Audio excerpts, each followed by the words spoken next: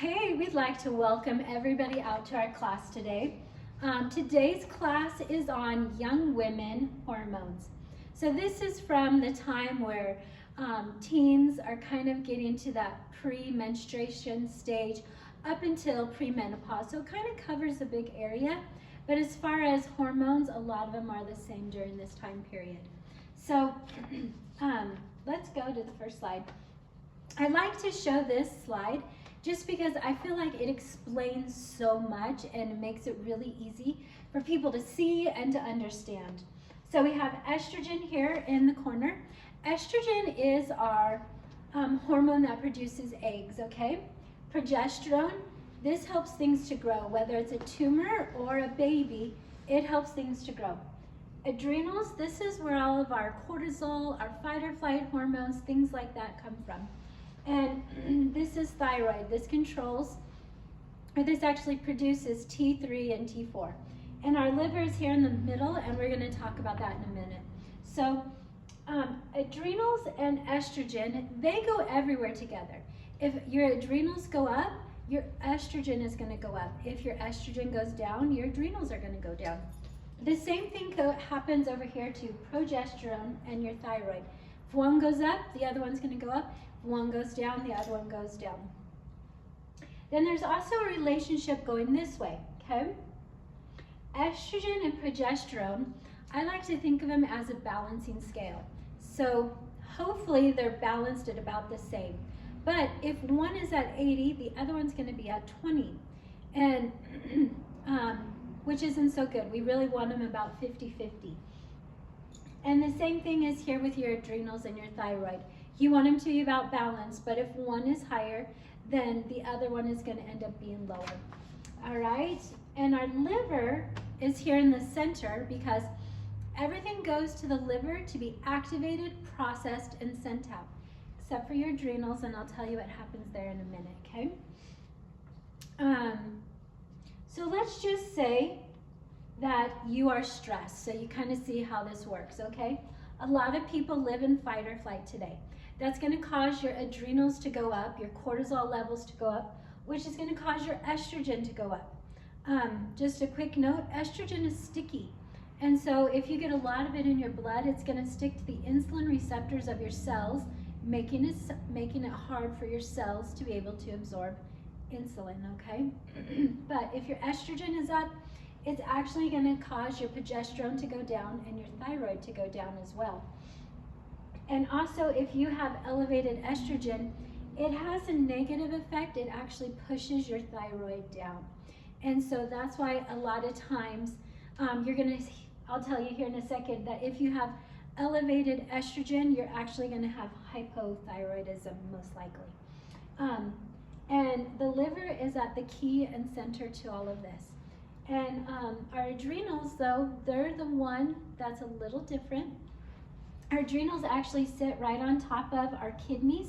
So when our adrenals are stressed, it dumps everything down into your kidneys. And so that is the one change as far as this goes. All right, let's go on. Let's just say you have elevated estrogen. What does that mean for our hormones? What are our symptoms? What are we going to see and notice? All right, usually if people have high estrogen, they're going to have PMS, they're going to have PMDD, they're going to have cramps. They're actually going to have high blood sugar because, again, remember, estrogen is sticky, right? They're going to have heavy and painful periods. They're going to have breast tenderness and are sore, headaches and migraines. They're going to gain weight easily, and usually the weight collects around your hips area, okay? Miscarriages are common when your estrogen is really high, and that is because your progesterone is low, right? Sorry, I got a little itchy throat this afternoon. Progesterone helps things to grow. So if it's low, it can't be doing what it needs to help to support that baby. And that's where miscarriages, a lot of miscarriages come from. If you have fibrostic breasts, so like benign lumps in your breast, a lot of times it's because your estrogen is high. night sweats and hot flashes, facial hair growth. So that means like down here or up here, that's because your estrogen is high. But it's also loss of hair up here. So if you're thinning up here, then it tells us that your estrogen is high. Or if you have facial hair growing here, again, estrogen is high. And then also a lot of times people have, like they get cold at night, they have low body temperatures when estrogen is high, and that's because your thyroid is low and it kind of regulates your body temperature. And that's where our hypothyroidism comes in at. So let's go on this side. What if progesterone is high and your estrogen is low? Okay, so if your estrogen is low and your progesterone is high, you're gonna have a hard time getting pregnant, right? Because our estrogen is our egg-producing hormone, okay?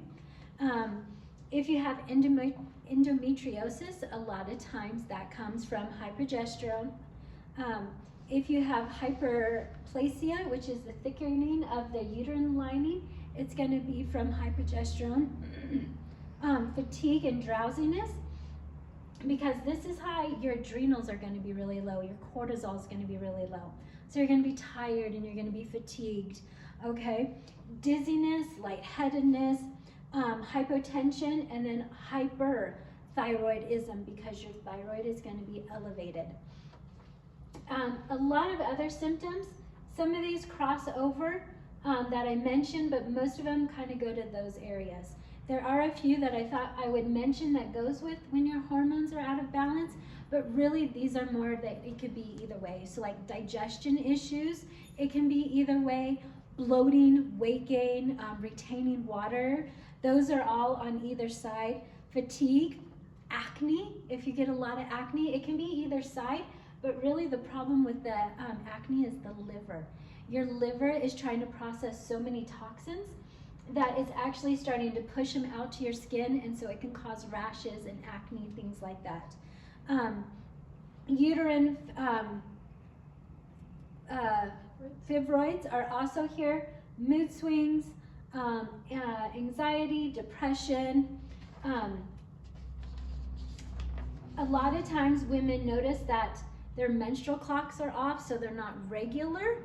It can be either side, but also with that usually comes that your sleeping is off as well. So you don't sleep from a certain time to a certain time. You're waking up at night, or you can't sleep at night, but you're really tired during the day. That's again that this cycle here is off. And then of course brain fog is another one. Before I go on, I also want to point out that birth control, not all, but a lot of them actually are, they control this hormone cycle, okay? And so being on birth control can throw this cycle off, okay? It's just important to know. Just for your own knowledge, Anne-Marie, Dr. Wild is going to talk a little bit later about birth control, other options you might have, but I wanted to point out that birth control throws this off. So I get asked a lot of times, like, why would our hormones get thrown off? What's going on that's causing people's hormones to go all crazy? And a lot of it comes down to toxins and inflammation. Stress is another big one.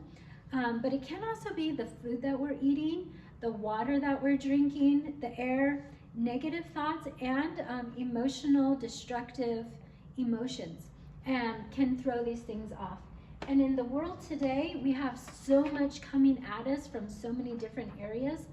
Sometimes it's hard to recognize or to see one exact thing, because it could be your diet, and it could be you're drinking water that hasn't been filtered or not very good, and it could be you're having really negative thoughts. Maybe you're following someone on social media that puts out really negative things like that. And any of those things and a combination of them all is going to throw off this cycle. Today though, because a lot of women don't understand that the makeup and body care products that we use are actually the #1 hormone disruptor out there. And of course it's going to disrupt women's hormones more than men, because women use them more than men.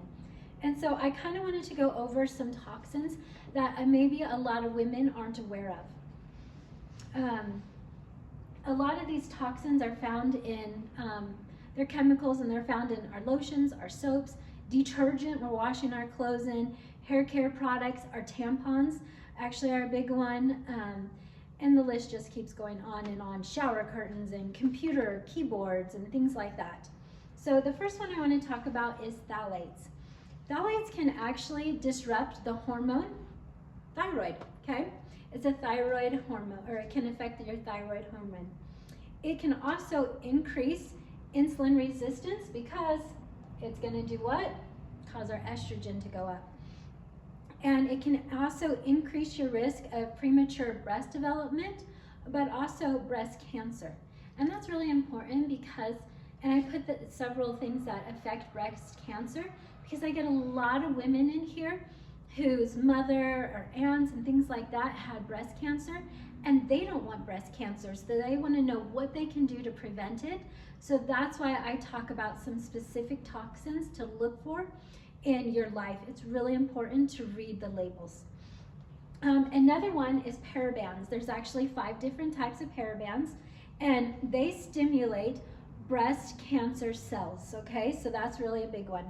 And they can also cause your ovaries to age and diminish your ovary function, making it hard for you to get pregnant. And so that is also another one.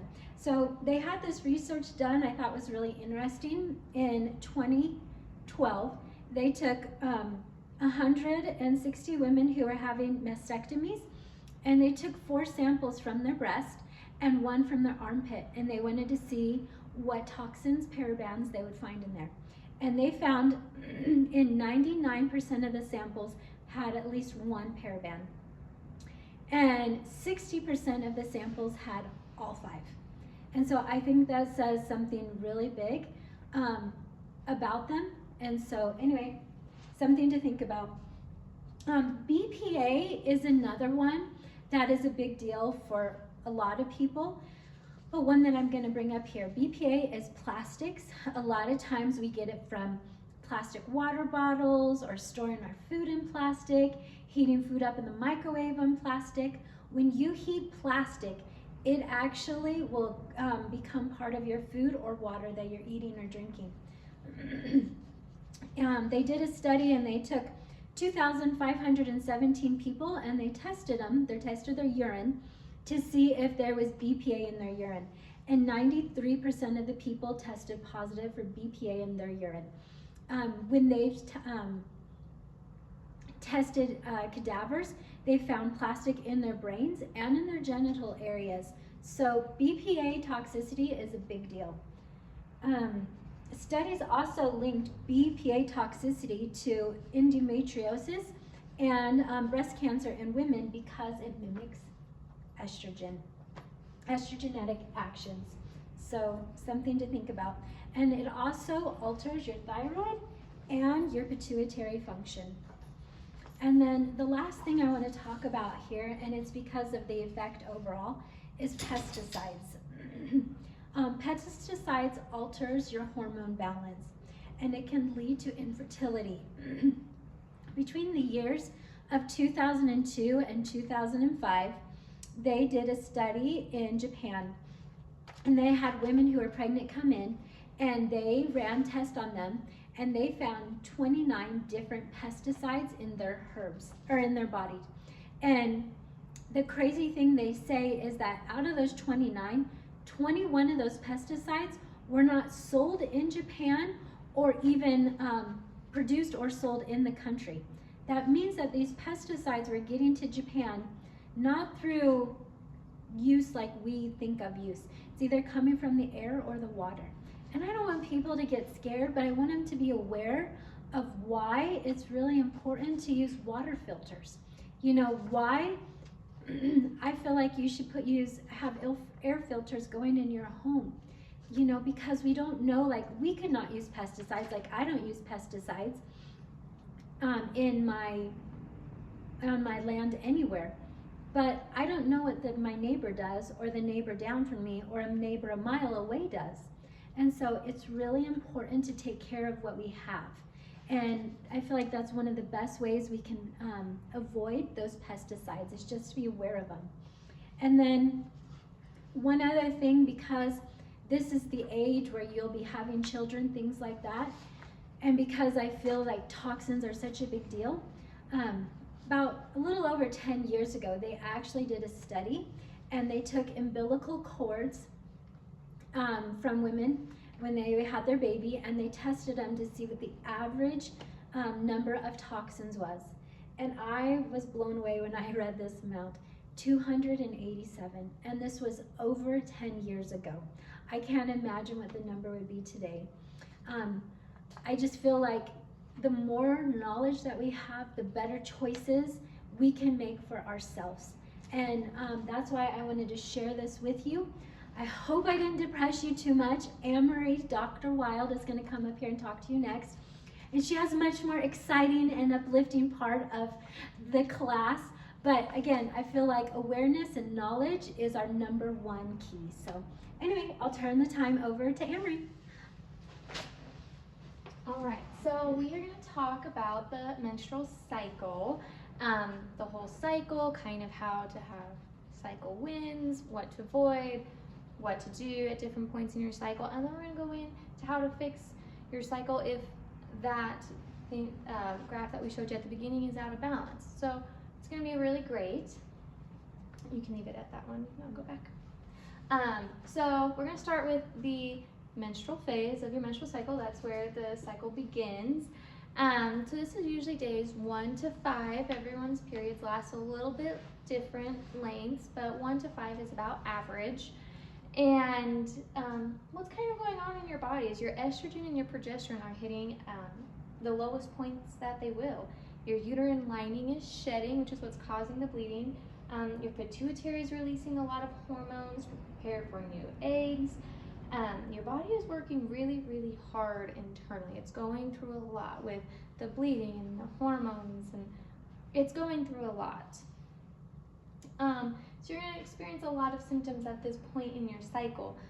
Cramps, because your uterus is going to be contracting, trying to get that inner lining to finish shedding. Low energy and fatigue is really going to be common because of the hormone drop, but also because of the blood loss.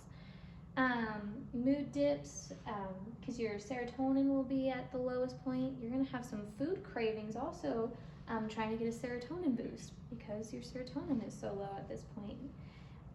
Your core body temperature is lower, and that will be important later when we talk about birth control.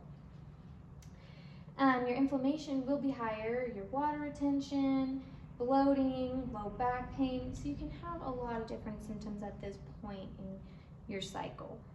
The main focus for this cycle is to replenish blood and nutrients lost. So you want to make sure you're taking care of your kidneys, because your kidneys actually make the hormone that is going to replenish iron, but also red blood cells in your body. And so that's going to be really, really important to take care of your kidneys. So getting enough water.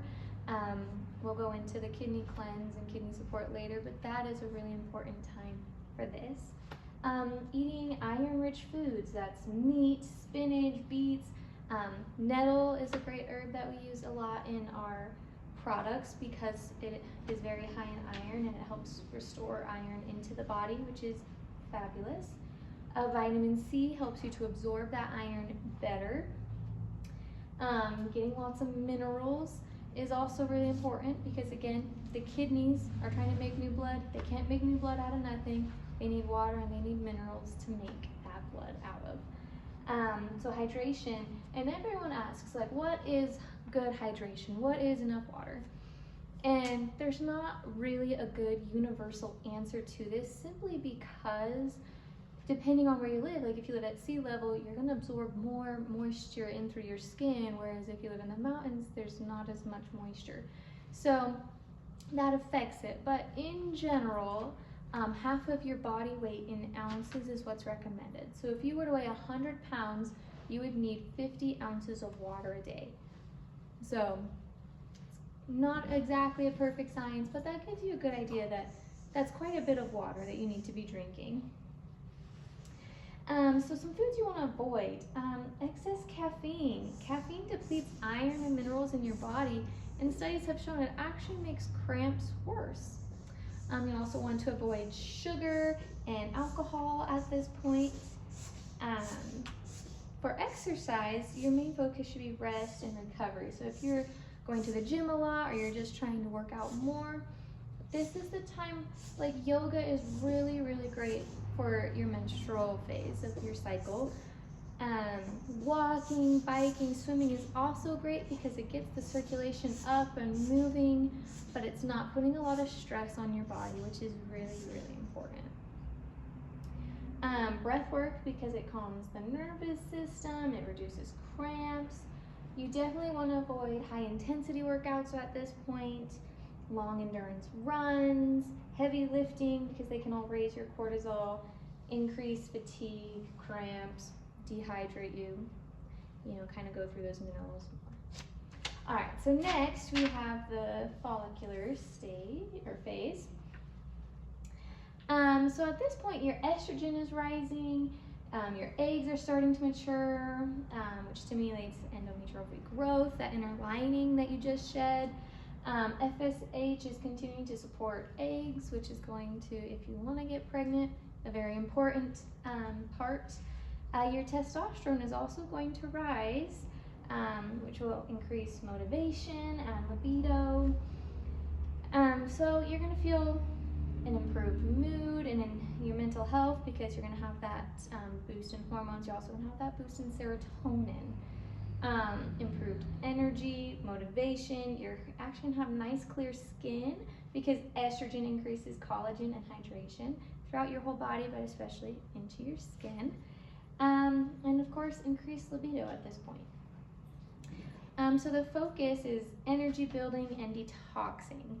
So you just had all of these hormones kind of all over in your body. So you kind of want to detox some of those excess hormones at this point in your cycle. So fermented foods are really great. They support your gut health and detox. It also helps with estrogen metabolism because a lot of that happens in the digestive tract. Healthy carbs, because you're rebuilding, and same with proteins, you're rebuilding after that loss. So you need to have something to rebuild with. Now healthy carbs can be oats and rice, and it can even be vegetables like broccoli and cauliflower. So there's a lot of healthy options for those carbs and proteins, eggs, meats. There's a lot of great proteins out there. A liver detox is actually really, really great at this point because it helps to detox the old hormones because like Dr. Faith mentioned, all of those hormones are processed through the liver. So to take care of your liver, this is a great time to do it. And of course you want to avoid caffeine, alcohol, smoking, things that are going to slow down the liver. Unfortunately, I know. Exercise, because you have higher motivation, you actually also have better recovery. This is a great time for some strength training, sprints, high intensity workouts. Your energy is up and your body can handle more, so you can do more at this point in your cycle. This is actually a great part of the follicular phase. Your coordination and focus are sharper, which is ideal for learning new things. So if there was a sport or a dance move that you've been wanting to try out, this is a great time because of that increase. All right, so then we go from the follicular phase to the ovulatory phase. So when you are ovulating, this is the only time that you can get pregnant in your entire cycle. Now, that doesn't mean that you're just abstinent for the 2 or 3 days that you're in ovulation. Because sperm can live for a few days, you need to be careful a few days before ovulation and through ovulation. So, if you want to go off of traditional birth control, tracking your ovulation is how you're going to avoid getting pregnant. Or if you're trying to get pregnant, then tracking your ovulation to know when to conceive, this is when you need to conceive. So you're going to have a sharp surge in LH, which is luteinizing hormone. That's going to trigger the release of that egg. that can be fertilized. Estrogen peaks, testosterone peaks, and progesterone will start to peak at the end to prepare for a possible pregnancy. Like my mom mentioned, progesterone is what helps things to grow. So if that baby or that egg was fertilized, you need that progesterone to peak right at the end of that cycle to help give it that boost to start growing. Increase of mucus, you'll notice, obviously increased libido and attractiveness. So your body subconsciously wants to procreate. That's our bodies just naturally do. So our body prepares and does things to prepare for us to have babies. Symptoms, you might get a subtle twinge on one side of your lower abdomen, one side or the other, depending on which ovary the egg is coming out of. Some people get ovulatory pain, but most people don't. You might get a little bit of bloating though because of the hormone shifts, and breast tenderness because of that increased progesterone. At this point, you want to support the liver, hydration, antioxidants. So a great one is zinc, because zinc supports egg quality and your hormones. Fiber helps to clear out extra estrogen. So especially if you're trying to get pregnant, eating lots of fiber at this point is being really good to make sure that that estrogen kind of doesn't outweigh that progesterone so that baby has a chance. Antioxidants help protect your cells from free radical damage, so that's really important. Hydration, you need those electrolytes, the mineral salts, all that is going to be really, really important at this point. You want to avoid alcohol, sugar, food sensitivities, because, they all increase inflammation. As far as exercise, this here is known as your PR phase. Like energy is at its peak. This here is if you want to get your personal records, this here is where you want to do it. Heavy strength training, you have explosive power, you can tolerate a higher heart rate, and you also recover faster, so that is fabulous. But the increase of testosterone also increased your competitiveness and your focus, so it's a great time for any workout is your ovulatory phase. So it is okay to go hard during this phase, but you need to take care of yourself because estrogen and testosterone, they improve muscle recovery and oxygen intake, which is fabulous, which is why you feel so amazing, but they also raise the heat in your body, and if you get pregnant, your body temperature goes up, so your body's kind of preparing for that, so your body temperature goes up, so it's a lot easier to get dehydrated at this point. So make sure you are staying very, very hydrated. All right. And then we go to the luteal phase, if you'll switch it again. And this here is kind of a long point. It's day usually 17 to 28, so it's about 10 days that you're in this. It's the longest that you're in any of them. The shell of the egg is producing progesterone. You're gonna have a higher basal temperature. So right after ovulation, your basal temperature goes up. So that's when you know ovulation is over. Your progesterone peaks at this point, and if no pregnancy, progesterone and estrogen will go back down, preparing for your menstrual cycle or your menstrual phase. Symptoms: mood swings, PMS, fatigue, breast tenderness, cramping, pelvic heaviness, because you're getting ready to go back into your menstrual phase. So at this point, you want to support progesterone, stabilize your blood sugar, and prevent PMS.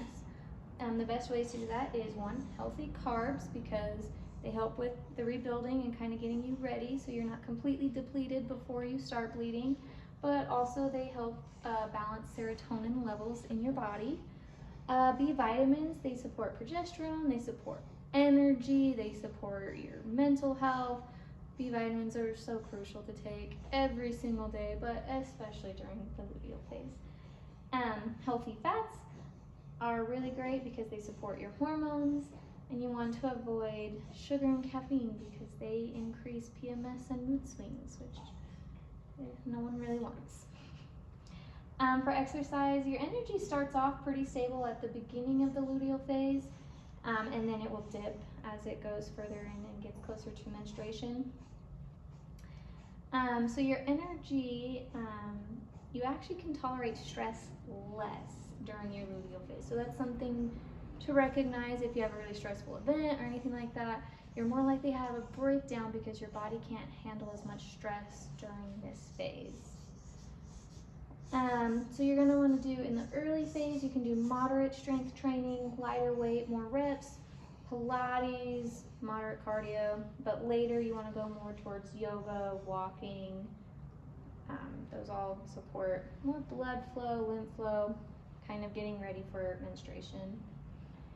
Progesterone increases the body temp and slows down recovery time, so you don't want to do too much overtraining or heavy training at this point, because it will cause a lot more cortisol to be released, but having that increase of cortisol is going to worsen cramping, PMS, and a lot of other symptoms. All right, so that kind of just goes over our cycle. So what do we do about it? You can go to the next one.